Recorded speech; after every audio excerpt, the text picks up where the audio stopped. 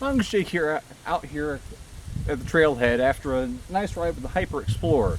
Now, I've had this bike now, as you can see on the channel, for a couple of years, and I never got around to doing my review of it. I've been using it for commuting, taking some trail rides here and there, and it's about time I give a long-term review. The bike has remained completely stock the whole time I've been using it, so I can give a good opinion of what I think of it for what you pay for it. And later we'll do some upgrades. But the Hyper Explorer, at the time I purchased it, was a sub $300 bike. I paid about $249 retail price plus tax. And of course, since then, with inflation, I don't know if the price, I have to check it again, but the price may have went up since then, since I bought it. You've seen the unboxing here a long time ago on the channel. But it comes with a number of off-brand parts, some parts that are branded with Snafu, and then a couple of notable parts, being the Shimano Altus shifters, as well as I'm going to mention the Falcon Saker drivetrain. That's the derailleur, the chain guide, and the freewheeler cassette. I haven't taken it off yet, so I don't know which one it is. But those parts are standouts, actually, and so are the tires, which are basically a copy of like the Canon Navegals, or maybe taking a cue from the Maxxis High Rollers with the ramp design. They actually roll nice and grip well, although they're heavy, being what they are.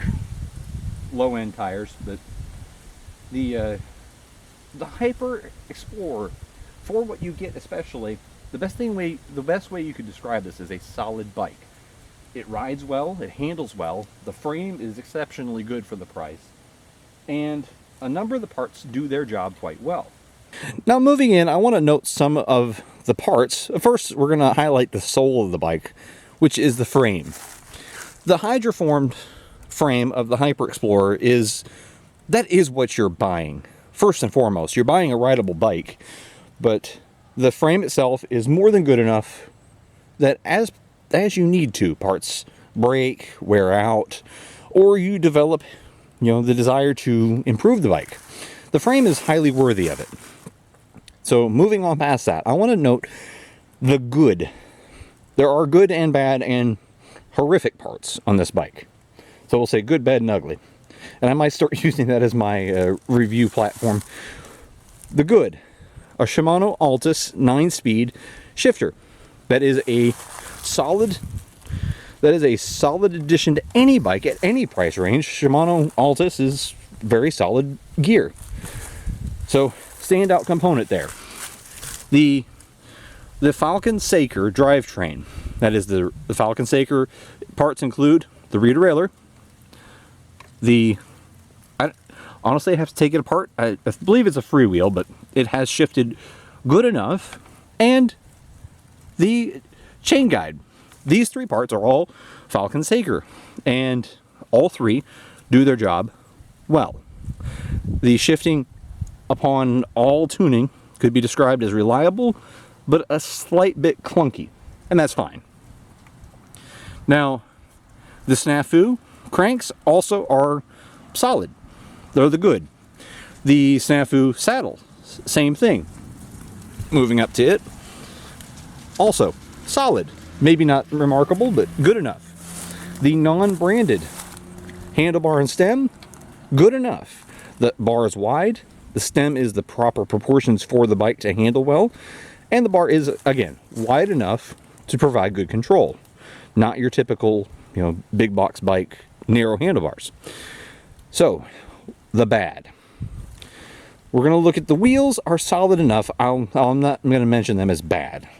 They're solid enough. They're a bit heavy, but that's to be expected. They've held up to all the riding with only a little bit of truing needed, so I'm not going to count those as the bad. The bad, though, genuinely, the good, the bad, and the ugly. We're going to get to the ugly in a minute. The bad.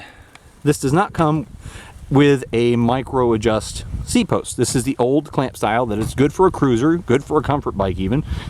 Does not have a place on a mountain bike. A hard bump can cause this to slip, and it has happened. The pedals, again, good enough for a comfort bike or a cruiser. No place for these things on a mountain bike. The bearings, even after being taken apart and greased multiple times, cleaned, they are grinding. So you feel it when you pedal too. You can see they won't turn. And that's after being taken apart, reset, re-greased. They just, cheap pedals need to be replaced. They do the job right away at first. So you're seeing the seat posts, the pedals, the brakes. I'm gonna kind of include on the good to the bad. They're gonna be hovering. The brakes, of course, they're mechanical discs, and we'll walk around to them. They're mechanical disc, branded Sparkle. I'm gonna go in there. Sparkle brand. Yeah. they do enough to kind of slow you down. Kind of. So they verge to the bad section. They're good enough to get you by. Now the ugly. We're looking at it. This thing. This thing is the #1 part I would replace on the bike. This fork, branded as Hyper Suspension, right there, and HPRS. This is all steel, all the way.